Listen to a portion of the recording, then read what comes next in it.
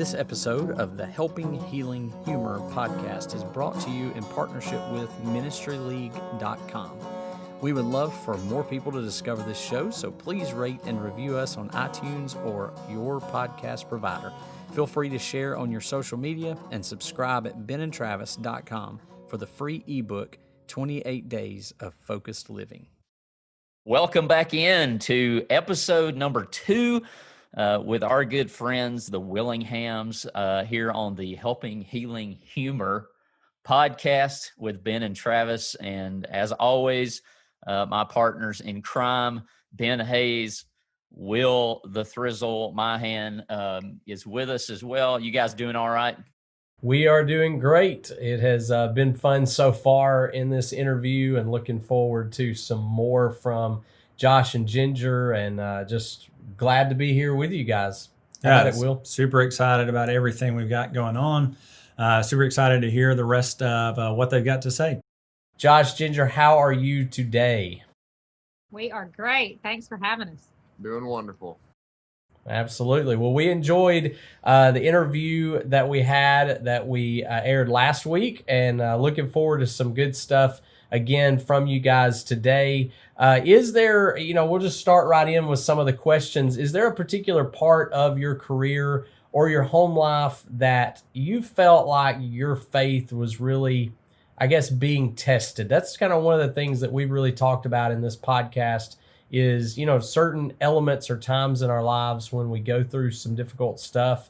So can you guys, maybe point out a particular time in your career or just in your home life that's happened for you? Well, yeah, I would say 2009, when my brother tragically died during the season, was definitely just a point in my life that was difficult.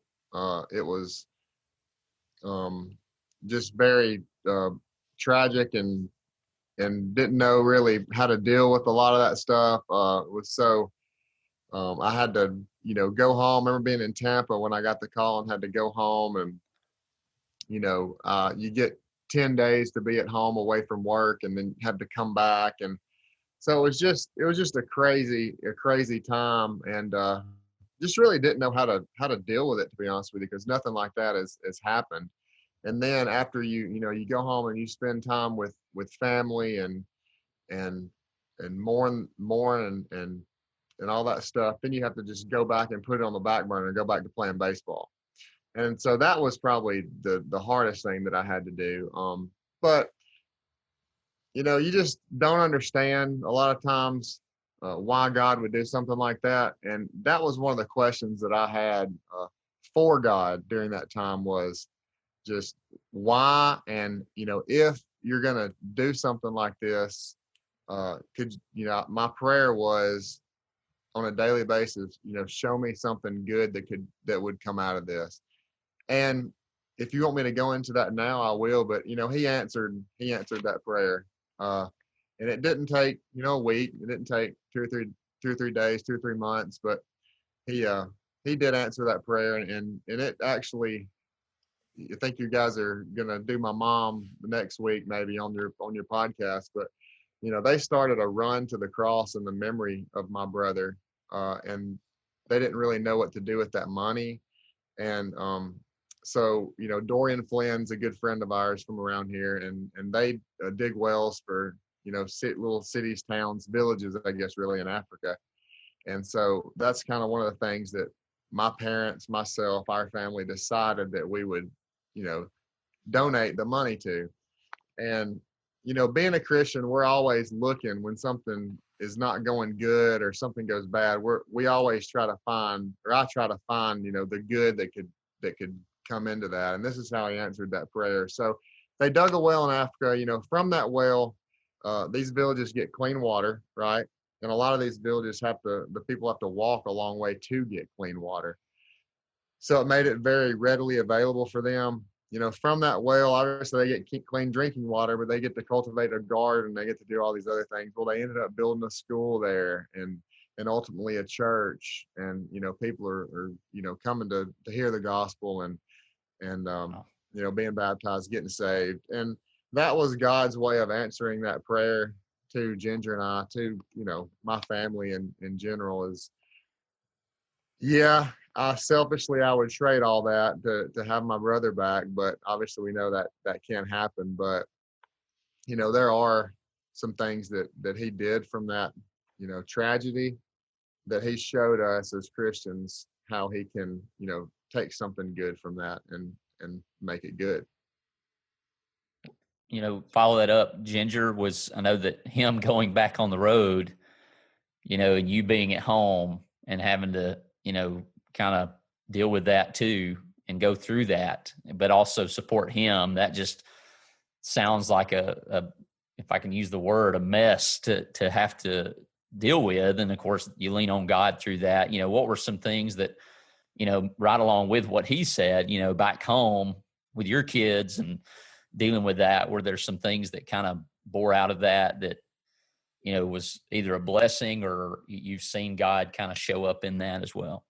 Yeah, I think so when Josh was on the road, I was in the the home city that he was, Yes. playing in. So I would be like, I was in DC while he was in Tampa when he got the call. So we were, we kind of had to figure out our plans and get home too. And so we stayed those 10 days, and then we actually went back with him when he went back. And I think that was a big part of what I wanted to do to support him, is to be with him during, the coming weeks and months, and make sure that we weren't away from each other as much as possible. We just had Rhett at the time. So DC, we could travel easily to Philadelphia and some of those places. And so we made sure to go on the road as much as possible with him. And I definitely think that was one thing that made us closer as husband and wife, and our family and everything. So definitely could see God working through that, as difficult as it was. But we had a really good support system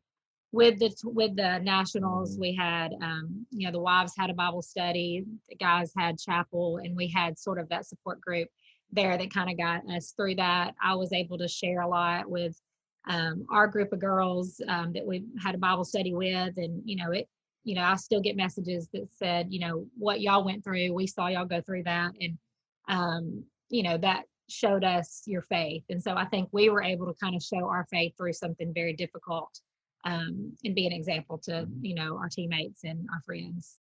And that's an element of the major leagues that we don't always get to see and I've heard you guys talk about that before, having chapel, having the Bible studies with the ladies. I mean, that's, most, our world's not going to really advertise that, but that's a really cool element that you guys have mentioned before with playing, is that you guys had that spiritual sort of, I guess, family in some ways, even, as y'all were playing in the major leagues. Yeah, and that's really what it was. It was a two different families, like you said. Every team has a chaplain is what they called him. But basically, he does a lot of things. He's a life minister for a lot of people. Yeah, we do have chapel services every Sunday and Bible study, but they were always there, because that's not an easy life to live. It doesn't matter how strong you think you are. There's things that you go through. There's a lot of pressure when you're playing at the big league level. There's a lot of pressure. You got several thousand people watching you at home on TV, millions of people if you're the Yankees. And then you got, 30, 40,000 people in the stands every night a lot of times. So there's a lot of pressure, and there's always somebody in the wings that's waiting for you to mess up or waiting for their shot. So you always know that. So the pressure to perform is big, and a lot of times that's who I would go talk to when I was feeling that pressure, just so he could, bring me back down to, look, just kind of be a life coach in a way. And I leaned on those guys, and Chris Lane with the Marlins, Tim Pearson with the Nationals, Donnie Moore with the A's, and then Dave McIver with the Twins, and Tim Cash with the Royals. I know all those guys and have some sort of contact with most of them, to this day, and they were big influences on my life, and that was a big part of who we were as baseball players.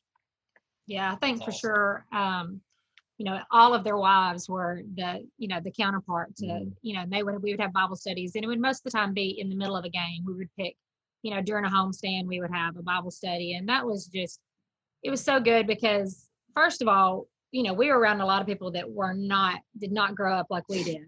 And, they were Christians. They just didn't grow up the same. And so it was so rewarding to be, in a group of women from all over the country that, we, our one thing that we had in common, really was that our husbands played ball and that we were Christians. And that was it, And, it was difficult on our side of it, the wives side of it, traveling and everything that we had to go through, as wives, that those women really got us through, some of those difficult times. And the chaplain's wives were amazing and, got us through a lot of that stuff.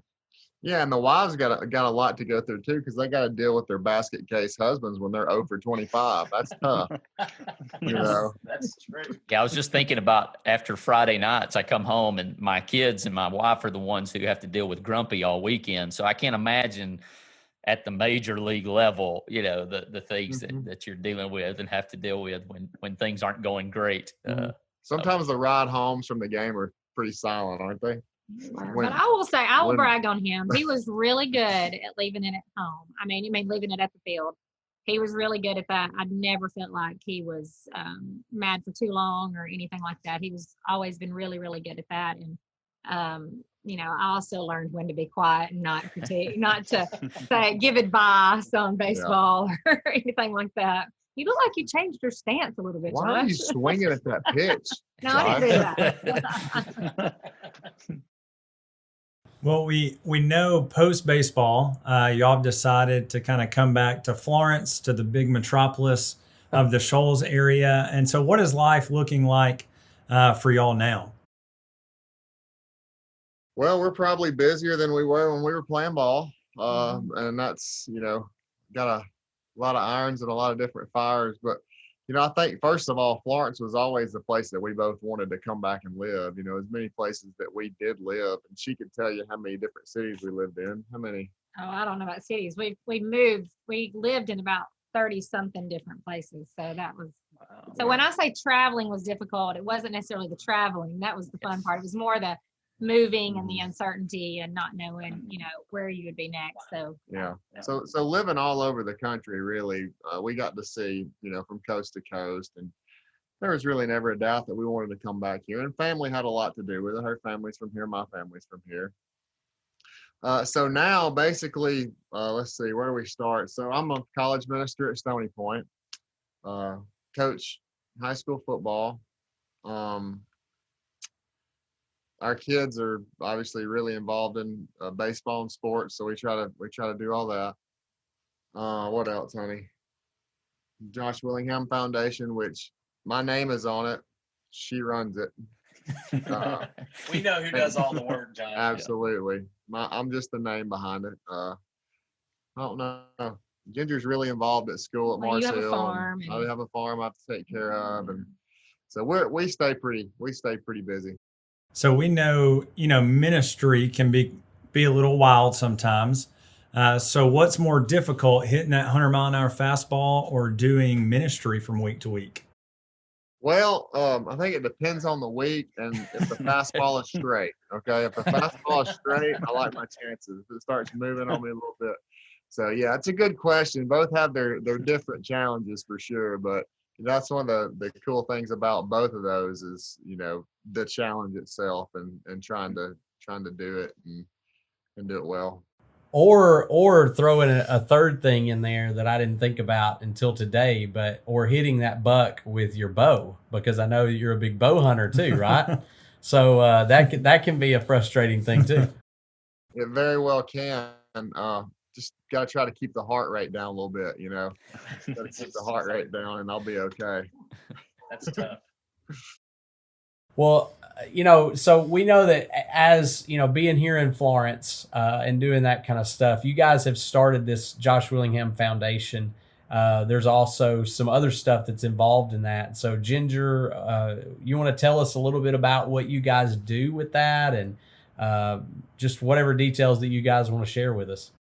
Sure. Yeah. So we started the Josh Willingham Foundation when John passed away we did a golf tournament in his memory.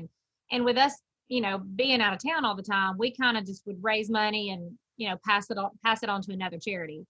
And so in 2014, we knew that he was getting ready to retire, and we decided, hey, what can we do that's more hands-on? I knew that I was going from, doing volunteer work with whatever team we were with, to just coming home and really not doing a whole lot. And I was, really wanting to find something to get my hands, dirty, I guess, and really involved in something. And so a couple of ladies, Rebecca Shepherd and Gina Killen, we kind of were talking and, kind of trying to come up with something.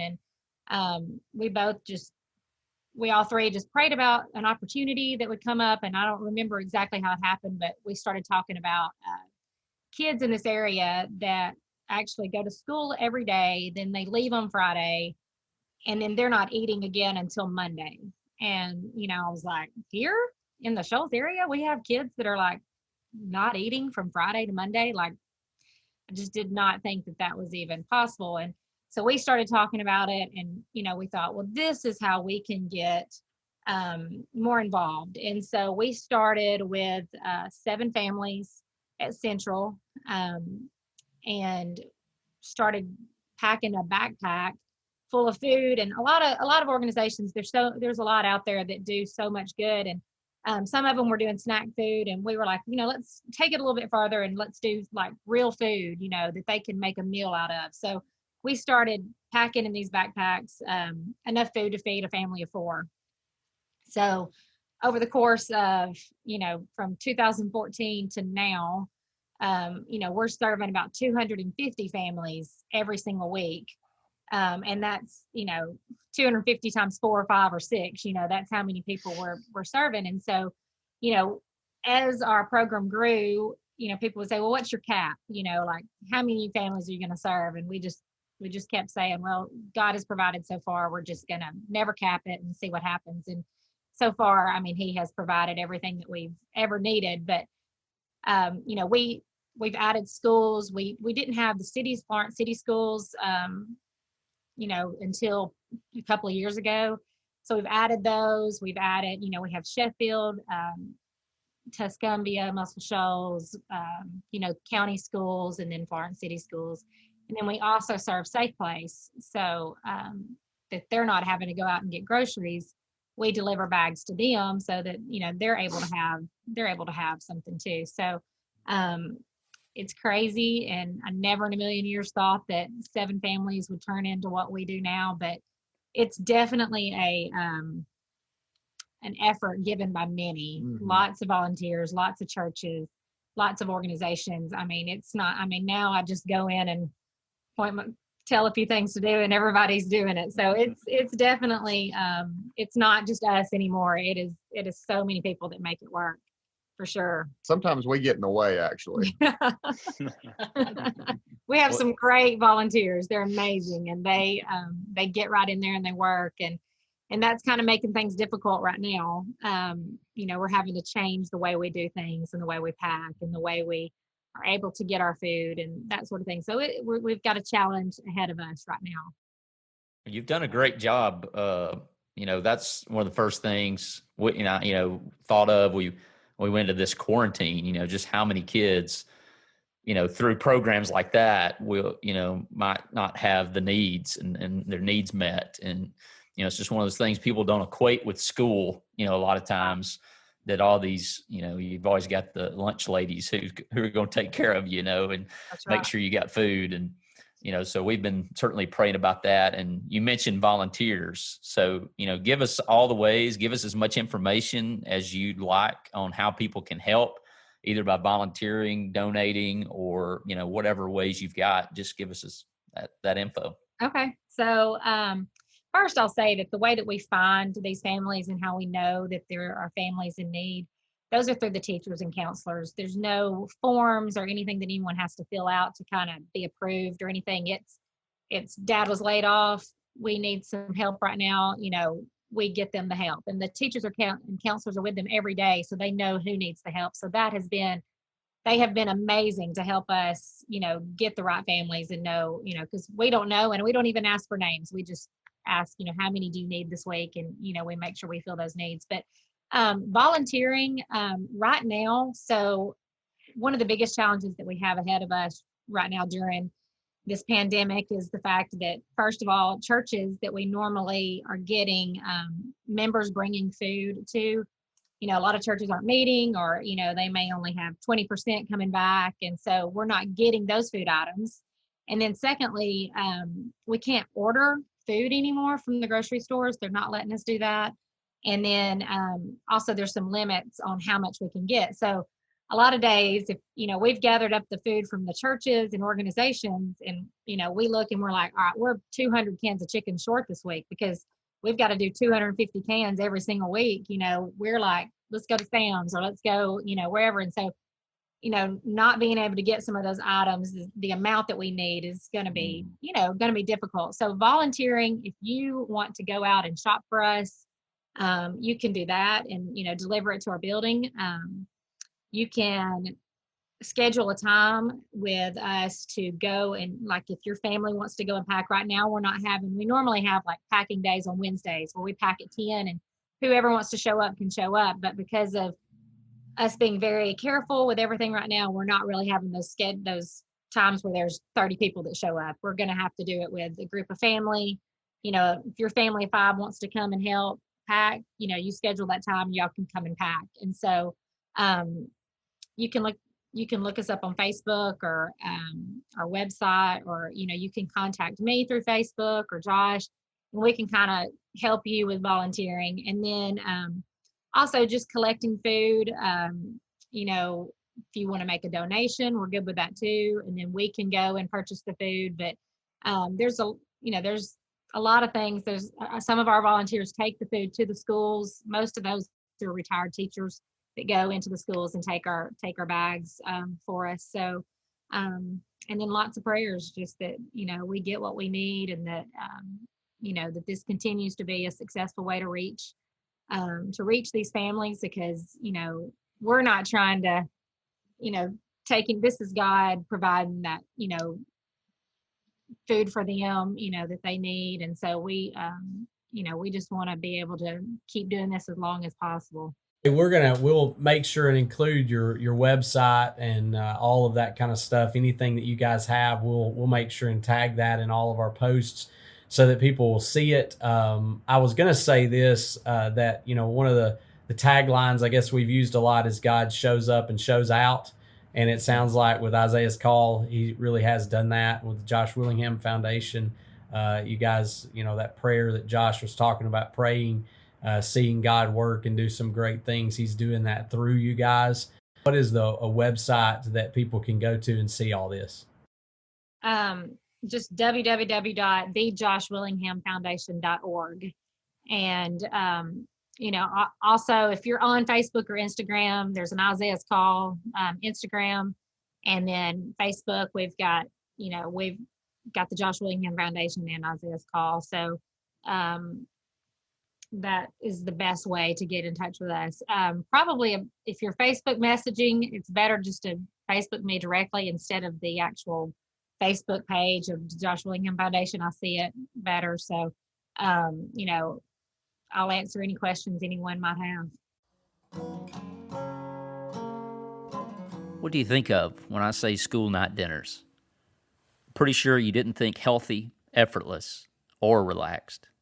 The back-to-school season is stressful under normal circumstances. Everyone has to readjust keeping a schedule after a couple of months of the laid-back pace of summer. This year, the adjustment period will be even bigger shock to the system, since many of us have been home for almost 5 months due to the COVID-19 school closings last spring. The readjustment to the faster pace of the daily work and school grind will be stress-inducing for everyone, and new school guidelines like mandatory face masks, temperature scan stations, and social distancing practices may make little ones even more prone to anxiety, even if they don't say it out loud. This year it will be even more important for us as parents to be attentive to our kiddos as we get back to a semi-normal routine this fall, checking in to make sure that they are faring well mentally and emotionally, and helping them process all of the changes they will be experiencing. I know what you're thinking. That's easier said than done. There are so many urgent things that have to be dealt with every evening, like cooking dinner, packing lunches, doing laundry and homework, that it's easy for the more important things like our kids' mental and emotional health to take a back seat. Hi, Whitney, Travis's other half here. How about a week's worth of easy weeknight dinners for your family? We've done the planning for you. As a parent, the hours between the end of the school day and bedtime are precious. During the school year, our kids spend more waking hours with their teacher than they do with us. I don't know about you, but I don't want to waste the majority of that precious time in the kitchen. But I still want to provide my family with a healthy, tasty, and budget-friendly dinner. That's why we're giving you a meal plan with a week's worth of quick and easy, almost hands-free dinners for your family, complete with a grocery list. So you can take meal planning, shopping, and cooking off your to-do list. Now you have quality time to spend with your family. You can tend to the urgent and the important things and still have a relaxed, unhurried meal at the table with your family. Go to benandtravis.com/meal plan to sign up. We will send the meal plan and grocery list straight to your inbox. Well, it's kind of, we get ready to wrap things up for today. And by the way, thank you guys very much. Thank y'all for joining us and for doing this. We hope that you guys are going to get some attention from the community and maybe even beyond that to help out with this, because you guys are doing a great work. We always like to end with some fun stuff. So the last couple of questions for you is, what canceled TV show would you guys bring back if you could? Can we agree on this one? No. Oh, go ahead. This is, I mean, okay, so the cast has to be alive, right? If we can bring it back. Well, it would be a boring show if it was. Okay, so mine is Little House on the Prairie. No, that's okay. I mean, we could take an old show. Yeah, sure. Yeah, so Little House on the Prairie is not mine. alive, but Yeah. I got you. That's a I good don't one. know. What about you, Gilligan's Island. Well, they're not all alive either, but hey. So there you go. Those are both great, though. No, when Can you sing the song for us, Josh? Actually, I could get close, but I'm not gonna. when Josh was on the road, I didn't, like, when we were staying in a new place, I'd be a little bit afraid.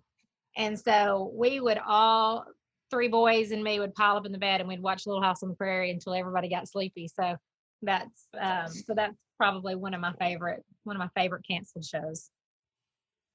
It's a good one. My wife would agree. She's a big Little House on the Prairie fan. I bought her the entire series for Christmas, but it gets heavy. That show gets heavy. It is. Yeah, Like, no, there's a few that we have to wow. get through.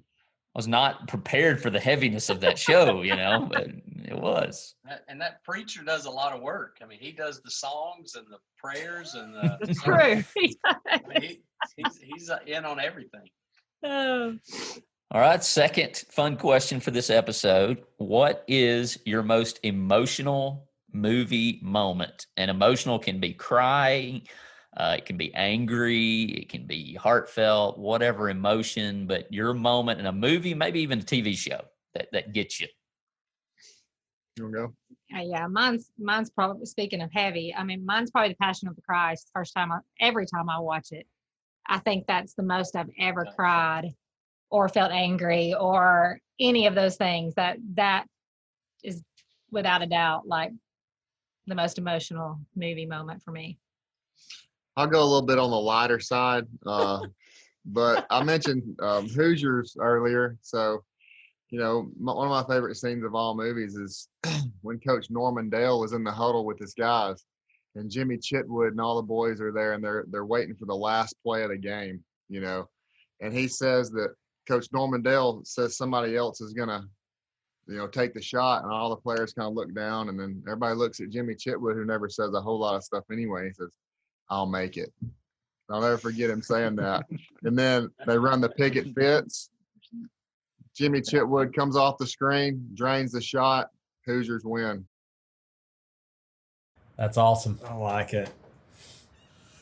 Well, guys, thank y'all so much for being with us and allowing us to be blessed by you. And we just are hoping that everything continues to go in the direction that you want it to, personally, but also with your foundation and all the stuff you guys do. Travis, Will, what do you guys have to close us out? Just a big thank you. Thanks so much. Thanks for having us on. Very, very It's been a much. lot of fun.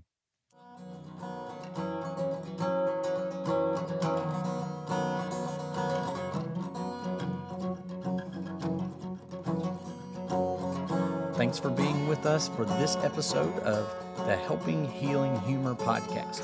Be sure to download our free ebook, 28 Days of Focused Living, at benandtravis.com and receive all of our Helping Healing and Humor extra content directly in your inbox. We look forward to having you join us at the same Ben and Travis time, same Ben and Travis channel.